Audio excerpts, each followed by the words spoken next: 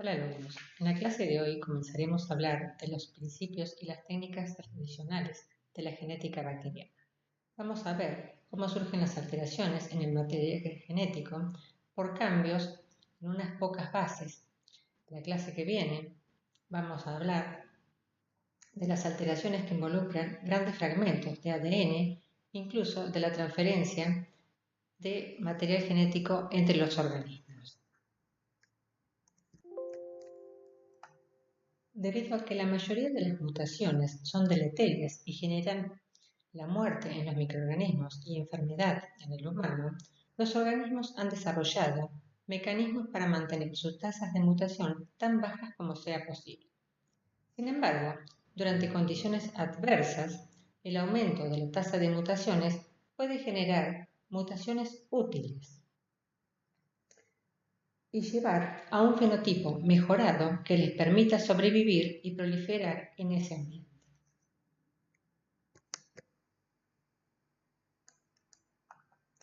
En los organismos procariotas, los elementos genéticos, es decir, las estructuras que contienen la información genética, el ADN, se encuentran formando un único cromosoma que es circular y cerrado. El cromosoma contiene la información genética que es esencial para la vida del microorganismo. El genoma esencial, o genoma core, es compartido por todas las células de la misma especie. Algunas bacterias contienen otros elementos genéticos que contienen información genética adicional, no esencial, que se denominan plásmidos.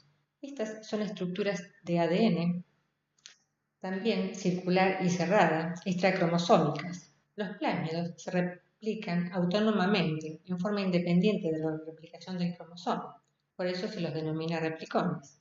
En una célula bacteriana puede haber muchas copias de un mismo plásmido.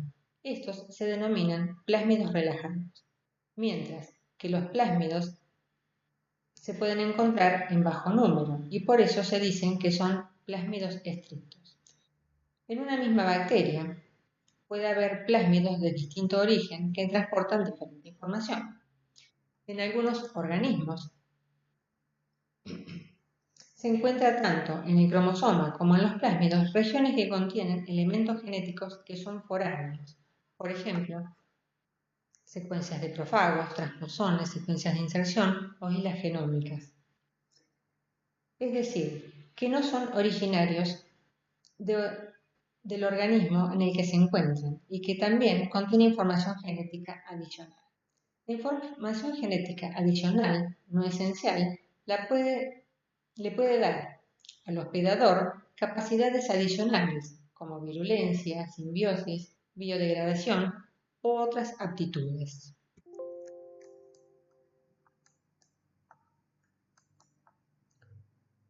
El proceso por el cual el contenido y la organización de la información genética de una especie cambia en el tiempo se conoce como evolución genética.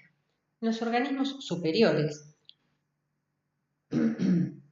la diversidad de las especies se debe a un intercambio de la información genética durante la reproducción sexual. En ellos, distintos alelos confluyen, se mezclan y lleva a una mayor diversidad. En cada generación hay combinación de alelos en cada loci y esto lleva a diversos procesos evolutivos. En los procariotas, la reproducción es asexual, ya sea por fisión binaria o gemación. Esto implica la copia exacta del cromosoma, es decir, la réplica del cromosoma y de todos los elementos genéticos que contiene. Por lo tanto, se obtienen dos células idénticas, lo que se denomina la transferencia vertical de la información, es decir, la transferencia de los genes, la herencia. Entonces, ¿por qué hay variación entre las especies y dentro de una misma especie? ¿Cuál es la causa de la evolución del genoma bacteriano? Los genomas de especies microbianas pueden evolucionar a través de una variedad de procesos que llevan a un cambio de la información genética y que luego es transferido a los descendientes, es decir, un cambio estable que es heredable. Estos procesos incluyen Mutaciones que pueden ser puntuales, pequeñas deleciones o inserciones, o rearreglos internos del ADN como inversiones, translocaciones, duplicaciones. Sin embargo, los cambios evolutivos de las especies por estos mecanismos llevan muchísimo tiempo, es decir, son muy lentos. Otro mecanismo de la modificación del genoma es por la adquisición de ADN foráneo, que se integra en el genoma en forma estable, lo que se conoce como transferencia horizontal de genes. En la clase de hoy vamos a ver las mutaciones puntuales y los otros dos puntos los veremos en la clase próxima. ¿Cómo definimos el término mutación? Decimos que es un cambio heredable en la secuencia de bases de un ácido nucleico en el genoma de un organismo celular o un virus o cualquier entidad genética. Recuerden que en todas las células los genomas consisten de ADN de doble cadena. Por el contrario, en los virus el genoma puede estar constituido por ADN o RNA de doble o simple cadena. Con el término de mutante definimos una cepa de cualquier organismo celular o virus que transporta un cambio en la secuencia de nucleótidos. Entonces, un mutante difiere de su cepa parental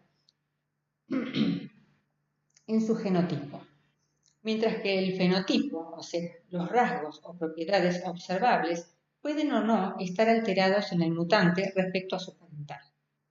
En general, cuando hablamos o nos referimos a una cepa aislada en la naturaleza, se dice que es la cepa salvaje o silvestre. Con salvaje nos podemos referir al organismo entero o solo al estado de un gen en particular. ¿Cómo señalamos o indicamos cuál es el genotipo de un microorganismo? Por convención, se indica por 3 letras en minúsculas seguidas por una letra en mayúscula, como ven en los ejemplos de la diapositiva. Por ejemplo, una mutación en el gen de histidina C de Escherichia coli, que codifica para la proteína histidina C, que funciona en la síntesis del aminoácido histidina. O el gen AMIE, que codifica para la proteína con actividad enzimática AMIE, que es la amilasa de Bacillus subtilis, una exoenzima que degrada el almidón. O el gen LACZ, que ustedes ya conocen, que codifica para la enzima beta-galactosidasa. A veces puede haber distintas mutaciones en un mismo gen. En este caso, se agrega un número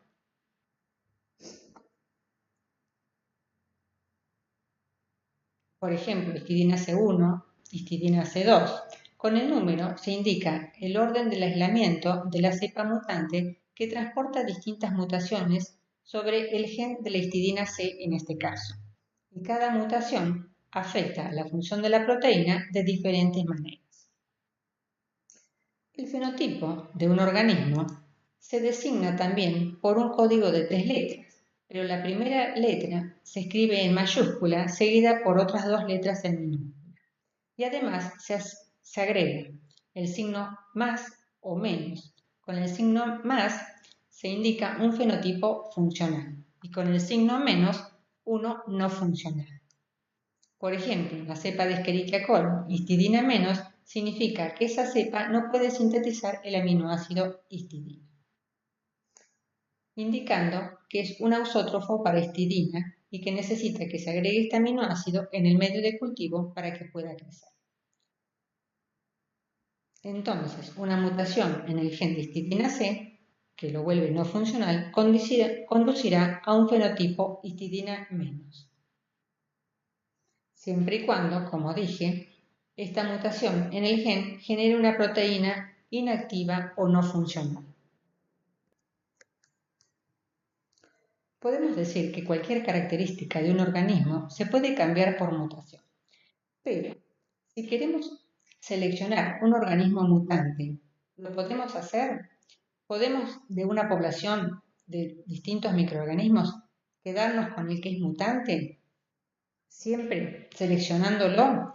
La respuesta es no, no siempre es posible quedarse con el microorganismo mutante. Entonces decimos que no todas las mutaciones son seleccionables. Cuando hablamos de mutaciones seleccionables, nos referimos a aquellas que le confieren al microorganismo que la posee alguna ventaja en ciertas condiciones de crecimiento respecto de la cepa parental que no la posee, es decir, que no es mutante. Por lo tanto, al darle mayor ventaja respecto de su parental, la progenie de la cepa mutante será capaz de reproducirse y reemplazar al parental no mutado en ese ambiente. Como ejemplo, podemos citar la resistencia a antibióticos. Una cepa mutante que resiste una dosis determinada de antibiótico podrá crecer en presencia del mismo, mientras que su parental será inhibida o muerta dependiendo si el agente tiene efecto bacteriostático o bactericida y por lo tanto no va a crecer. Entonces, si tenemos una población de microorganismos y uno de ellos desarrolla una mutación que le da la característica de resistir una determinada dosis de antibiótico, cuando hacemos crecer la población en presencia del antibiótico, solamente va a crecer la progenie del mutante que tiene resistencia.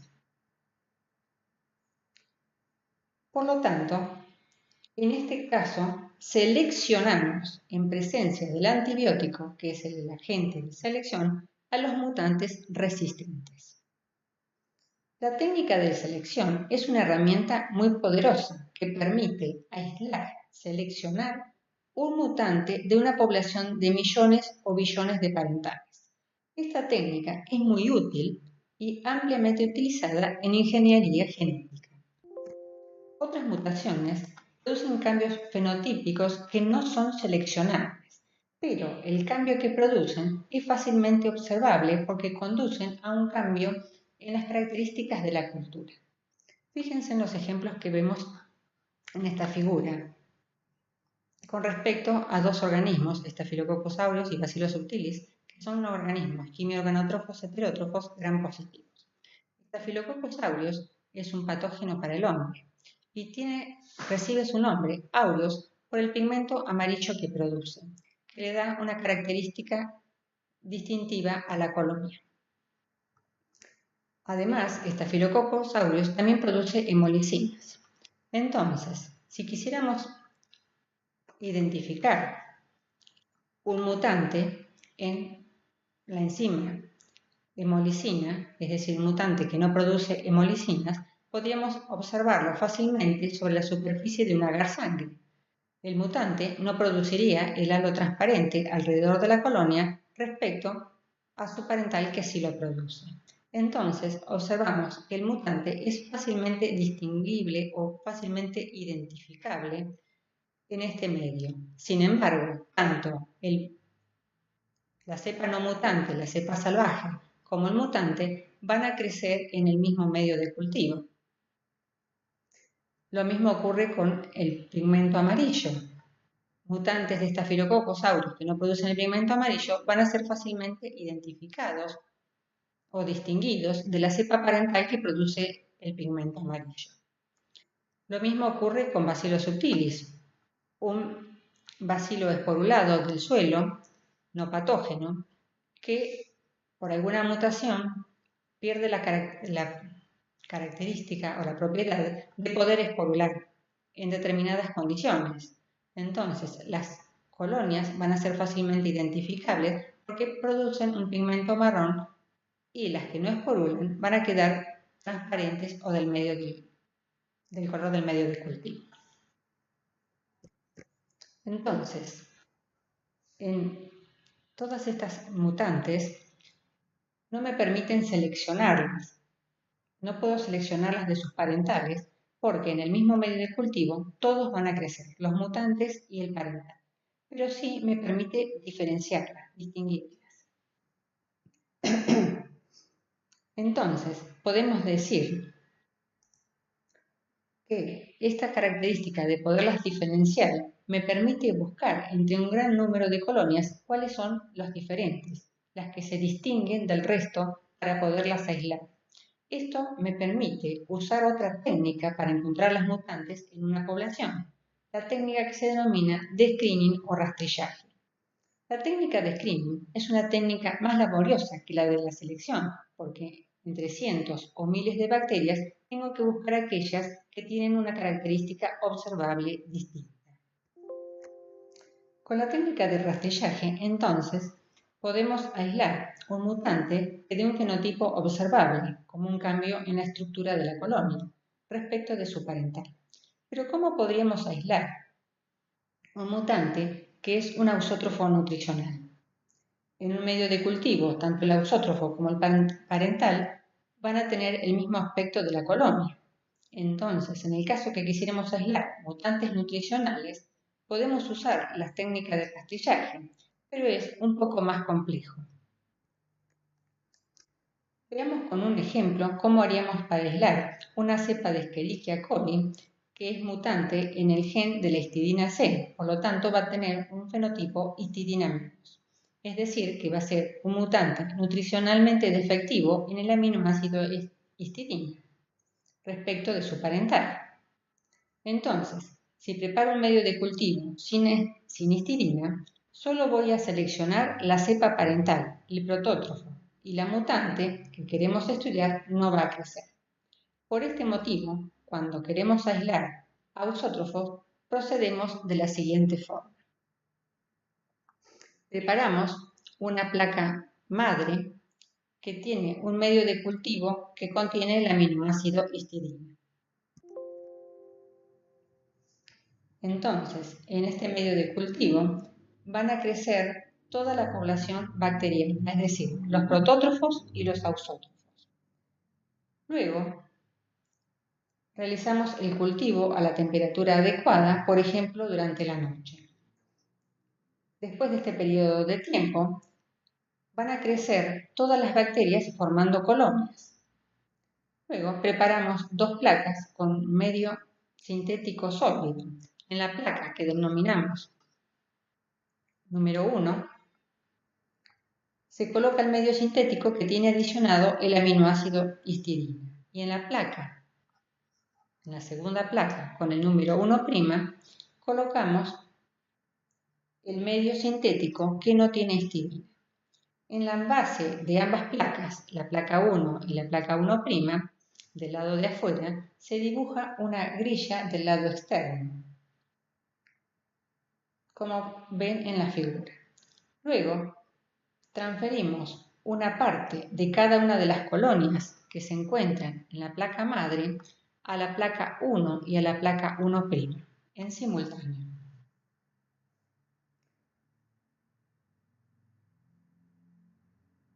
La transferencia la podemos realizar con un alza o un palillo. Generalmente conviene usar palillos estériles o usando un brazo robótico en el caso que se disponga de uno.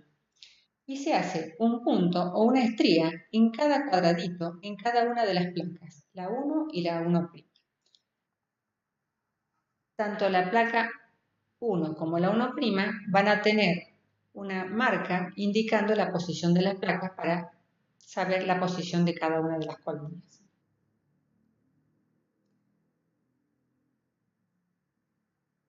Cada una de las colonias que estamos transfiriendo son incógnitas, es decir, no sabemos si es un ausótrofo o un protótrofo. La posición de la siembra entonces nos la va a dar la marca que hicimos en el lateral. Cultivamos nuevamente una noche a la temperatura adecuada para que las bacterias transferidas forman una masa visible, es decir, formen las colonias. Cuando hubo desarrollo de colonias, comparamos la placa 1 con la placa 1'. ¿Qué vamos a esperar ver? En la placa 1, debido a que el medio tiene histidina, todos los cuadraditos van a tener desarrollo de colonias. Mientras que en la placa 1', no todos los cuadraditos van a tener colonias. Donde se encuentran los espacios vacíos, quiere decir que estas pertenecen a las colonias de los ausótrofos, es decir, los mutantes deficientes en histidina.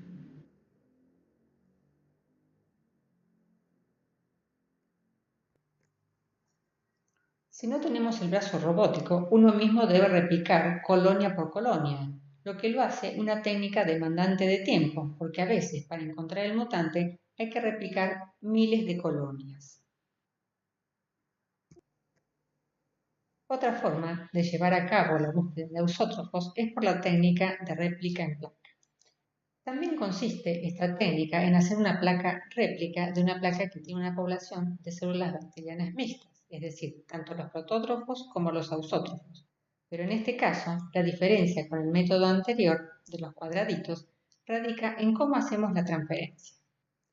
Cuando tenemos ya el desarrollo de todas las colonias en la placa madre, la transferencia de la placa a la placa 1, y a la placa 1' que contiene el medio sin histidina, la hacemos ayudándonos con un paño de terciopelo estéril que va a hacer las veces de brazo robótico.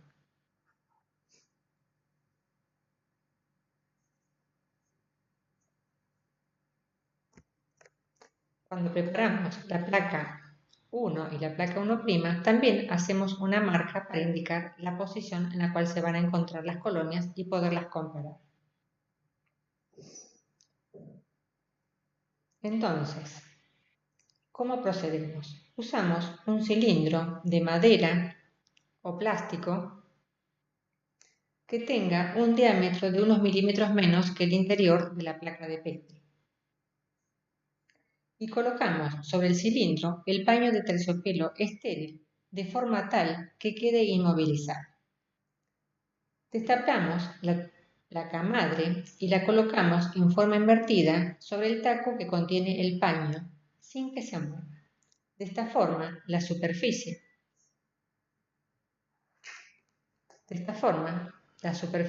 del medio de cultivo de la placa madre queda en contacto con el paño, es decir, con el terciopelo. Presionamos suavemente la base de la placa madre para asegurarnos de que tome contacto perfectamente con la superficie del paño. La retiramos y luego la tapamos. De esta forma, los pelitos del paño quedan inoculados, es decir, quedan con una carga de bacterias distribuidas sobre la superficie del paño igual que la distribución que tienen las colonias sobre la placa madre. Inmediatamente destapamos la placa 1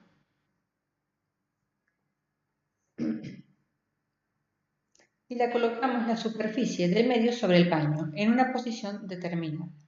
Presionamos levemente la placa sobre el paño para que los pelitos del paño que contienen las bacterias tomen contacto con la superficie del medio de la placa 1, inoculando así las bacterias.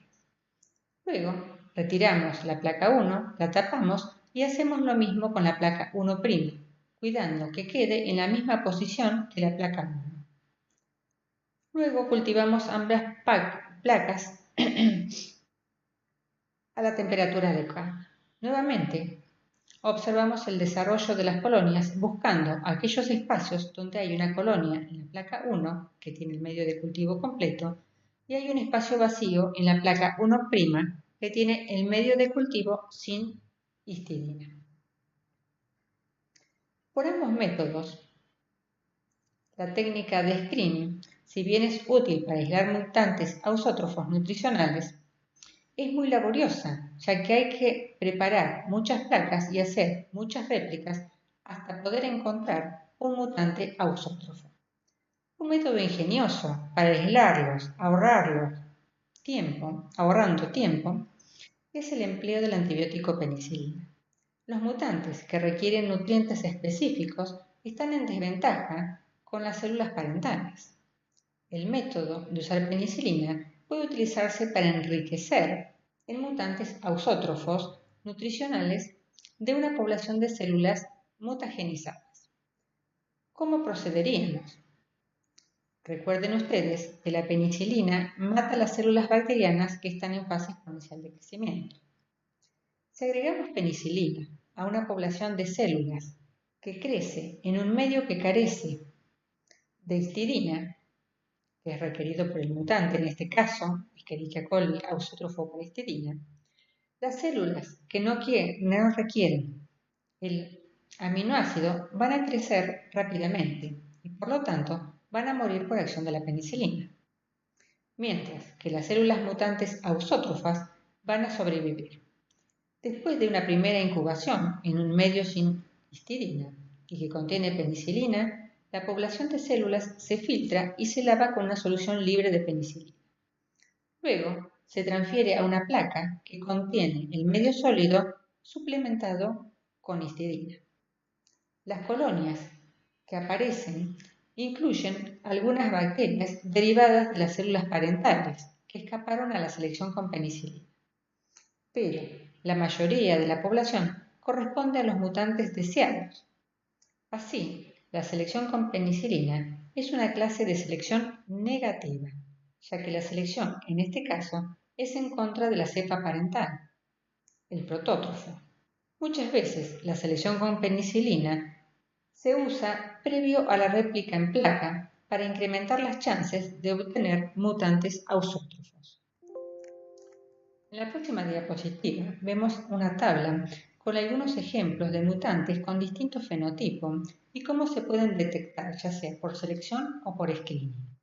Algunos de estos ejemplos, como la detección de ausótrofos o cepas resistentes a antibióticos, ya lo hemos mencionado. Otras mutaciones generan fenotipos sensibles a la temperatura. Esto es porque la enzima codificada por el gen mutado es más sensible a la temperatura. Se conocen mutantes bacterianos, mesófilos, que crecen bien a temperaturas de 30 grados centígrados, pero no crecen a 40 grados centígrados, aunque la cepa salvaje crece bien a ambas temperaturas. Estos mutantes se conocen como condicionalmente letales, ya que crecen en una condición pero no en otra. Esto se debe a que el plegamiento de la proteína mutada puede mantener su conformación correcta a temperaturas más bajas, pero a temperaturas más altas se despliega parcialmente. Otro de los ejemplos que se observan en la tabla es el cambio de las características culturales de las bacterias gram negativas, que forman colonias rugosas y opacas, en vez de lisas y brillantes, por cambios en el lipopolisacárido. También se observan ejemplos de los cambios en las colonias de mutantes incapaces de sintetizar la cápsula y otros ejemplos que tienen en la tabla. Las mutaciones que ocurren en los organismos pueden producirse en forma espontánea o pueden ser inducidas. Las mutaciones espontáneas son aquellas que se producen sin que haya intervención de algún agente externo. En general, estas mutaciones ocurren como consecuencia de errores ocasionales en el apareamiento de bases por la ADN polimerasa 3 durante la replicación. Las mutaciones inducidas son aquellas que se generan por la exposición del organismo a un agente ambiental, físico o químico, y que altera la estructura del ADN.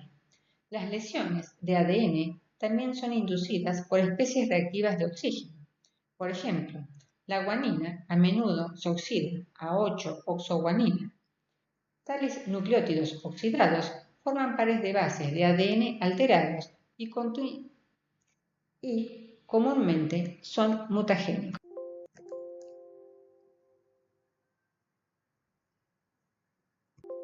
Uno de los cambios en el ADN que lleva a alterar la información genética son causados por mutaciones puntuales. Se denomina mutación puntual a las alteraciones en el ADN debidas al cambio de una única base. Esto puede ocurrir como consecuencia del cambio de una base por otra o por pérdida o ganancia de una base.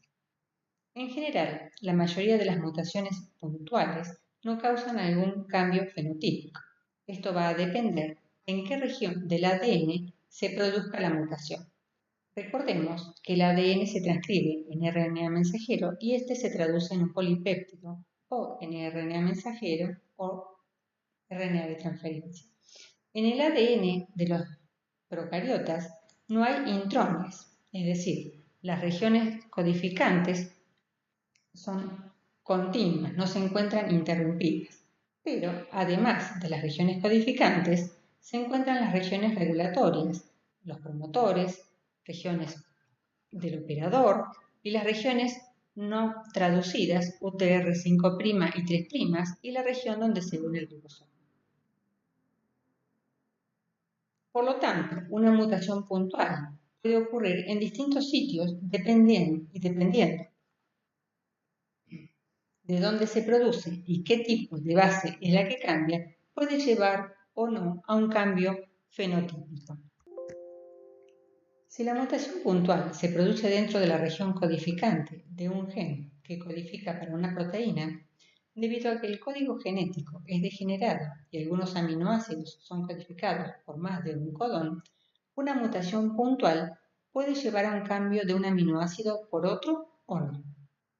Dependiendo de cuál base es sustituida dentro del codón, va a generar distintos efectos.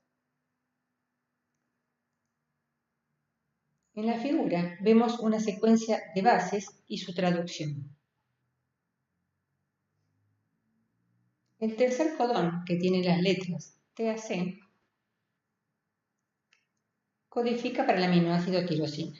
Supongamos que ocurre una sustitución en la tercera base de este codón, es decir, que cambia la citosina por una timina, dando el codón TAT.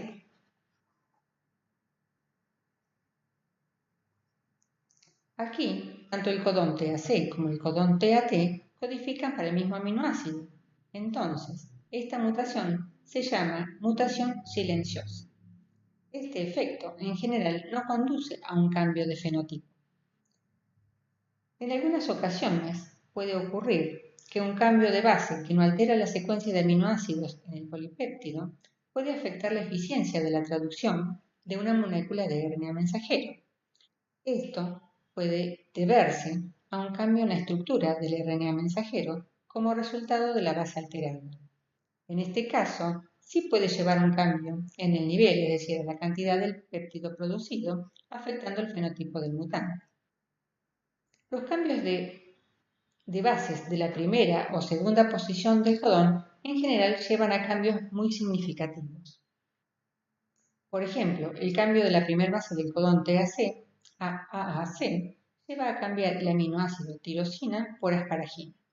Este tipo de mutación se denomina mutación por cambio de sentido, porque el sentido informativo, es decir, la secuencia precisa de aminoácidos en el polipéptido que resulta, ha cambiado. Si este cambio se produce en un sitio crítico de la proteína, por ejemplo, en un sitio activo de una enzima, puede conducir a una proteína inactiva o con menor actividad. Si no se encuentra en un sitio crítico, la proteína puede ser completamente funcional. Entonces, el resultado de una mutación por cambio de sentido depende del sitio en la secuencia de la proteína donde se produce y cómo afecta el plegamiento, es decir, si afecta la estructura terciaria o cuaternaria. Este tipo de mutaciones por cambio de sentido es la más frecuente. El siguiente tipo de mutación más frecuente es el cambio de base que genera un cordón de parada de la transcripción. Este cambio conduce a un polipéptido truncado y se denomina mutación sin sentido. Obviamente, si el codón stop de parada está al final del péptido sintetizado o de la proteína, posiblemente no genere un cambio drástico. Todo depende de la función del péptido que se sintetiza. Con el término transición se describe una mutación puntual en la cual se ha sustituido una purina por otra purina o una pirimidina es cambiada por otra pirimidina. En el ejemplo de esta figura vemos que la citosina ha cambiado por una timina, entonces se produce una transición. Con el nombre de transversión se indica una mutación puntual en la cual una purina es sustituida por una pirimidina o viceversa. En este ejemplo se produce transversión cuando cambia la timina por una adenina. Otras mutaciones puntuales pueden generar la pérdida o ganancia de una base. Debido a que el código genético se lee en bloques de 3, la pérdida o ganancia de una base en la región que codifica para un péptido va a generar un corrimiento en el marco de lectura y por lo tanto la traducción del gen va a ser completamente distinta. También pueden ocurrir pérdidas o ganancias de 2 bases o 3 bases. En estos casos ya no se denomina mutación puntual. Si ocurre la pérdida o ganancia de 2 bases, también va a producir un corrimiento del marco de lectura. En cambio, si la pérdida o ganancia es de 3 bases o múltiplo de 3, se mantiene el marco de lectura. Entonces el cambio no va a ser tan perjudicial como si cambia el marco de lectura. Si la pérdida o ganancia se produce en una región no codificante, por ejemplo, en la región del promotor, puede no tener consecuencias o llevar a una mayor o menor transcripción, pero no sería una mutación por cambio del marco de lectura. También se pueden producir inserciones o deleciones de cientos o miles de pares de bases, es decir, de uno o varios genes. Si alguno de los genes perdidos es esencial, entonces la mutación va a ser letal. Grandes deleciones o inserciones pueden ocurrir como resultado de errores durante la recombinación genética o debido a las secuencias de inserción, pero esto lo vamos a ver en la próxima clase. Las mutaciones puntuales son en general reversibles mediante un proceso conocido como reversión o retromutación, es decir, revierte la mutación. Un revertante se define como una cepa en la que se ha restaurado el fenotipo silvestre, el fenotipo salvaje. Los revertantes pueden ser de 2 clases: revertantes del mismo sitio o revertantes de segundo sitio. En el revertante del mismo sitio, la reversión ocurre en el mismo sitio donde ocurrió la mutación original. Si la retromutación, además de ser en el mismo sitio, restablece la secuencia de ADN original, la cepa se denomina revertante verdadero. Los revertantes de segundo sitio son aquellas cepas mutantes que sufren otra mutación en un sitio del ADN diferente de aquel en el que ocurrió la primera mutación. Si la segunda mutación restaura el fenotipo salvaje, se denomina mutación supresora, porque compensa el efecto de la mutación original. Se conocen varios tipos de mutaciones supresoras. Si la mutación original, por ejemplo, se debe a un cambio en el marco de lectura, otra mutación de cambio de marco en el mismo gen, cerca de la primera, es decir, no en el mismo sitio, sino cercano, restaura el marco original. En este caso, puede ocurrir que pocos codones cambien el aminoácido y la función del péptido se ve parcialmente afectada o no afectada.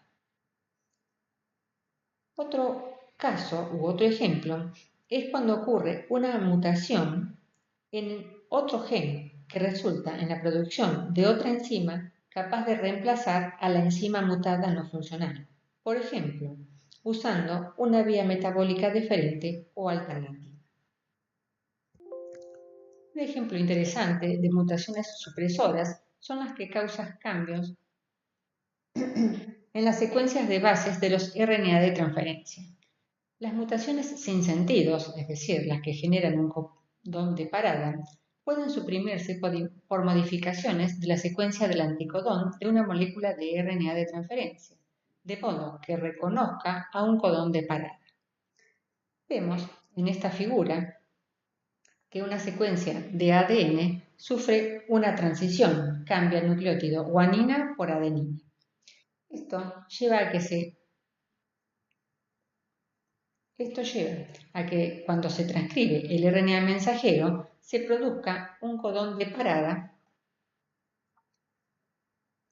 que conduciría a una proteína truncada.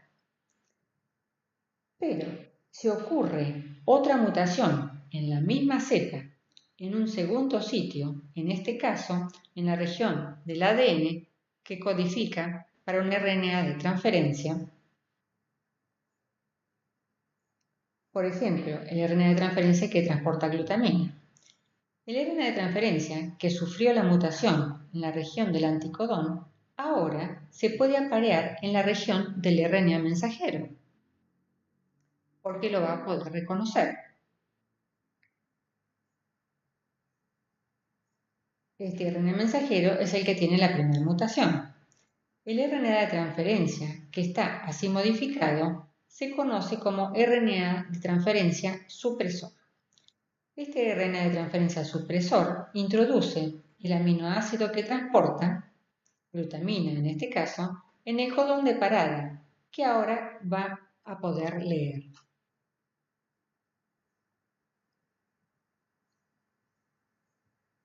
La célula bacteriana generalmente dispone de más de un RNA de transferencia para un codón en particular. En este caso, aunque un RNA de transferencia mute a un supresor, el otro RNA de transferencia que se encuentra en la célula realiza la función original. De lo contrario, la mutación supresora sería letal. La mayoría de las células microbianas tienen múltiples RNA de transferencias, de manera que las mutaciones supresoras por RNA de transferencia son relativamente habituales. Puede ocurrir que el aminoácido insertado por el RNA de transferencia supresor sea idéntico al aminoácido original, y la proteína, en este caso, se restaura completamente. En otros casos se inserta un aminoácido diferente, como en el ejemplo que estamos viendo, se insertaría glutamina, lo que puede llevar a que se genere una proteína parcialmente activa. Hay mucha variación en la frecuencia a la que ocurren los distintos tipos de mutación. Algunas ocurren tan raramente que es difícil o casi imposible de detectar, mientras que otras son tan frecuentes que resulta difícil mantener un cultivo genéticamente estable. Por ello, no se mantienen las cepas haciendo subcultivos continuamente. Recuerden que este tema lo vimos cuando hablamos de mantener las cepas de referencia. Debido a que todos los organismos poseen sistemas de reparación del ADN dañado, la frecuencia de las mutaciones no va a depender solo de la frecuencia de la alteración en el ADN, sino también de la eficiencia de la reparación.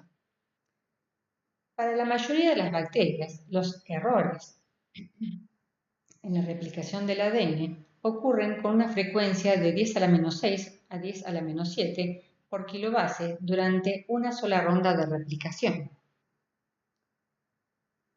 Un gen típico microbiano tiene alrededor de 1000 pares de bases. Por lo tanto, la frecuencia de una mutación en un gen dado también está en el rango de 10 a la menos 6 a 10 a la menos 7 por generación.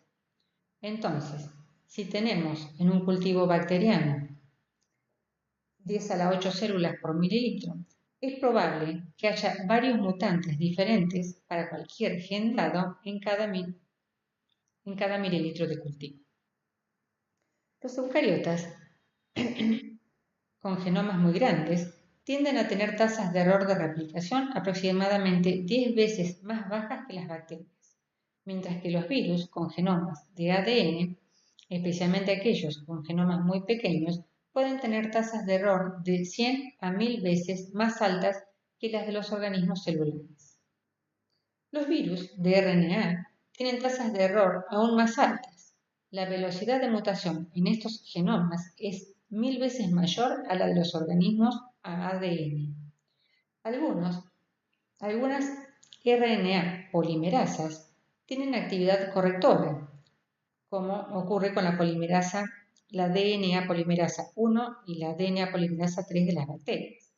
En los organismos celulares, además de la prueba de error de las polimerasas, existen otros sistemas de reparación de errores del ADN. En cambio, en los virus a RNA no existen sistemas comparables de reparación del RNA. Por lo tanto, los genomas de los virus a RNA pueden mutar rápidamente, originando una población en constante cambio y evolución.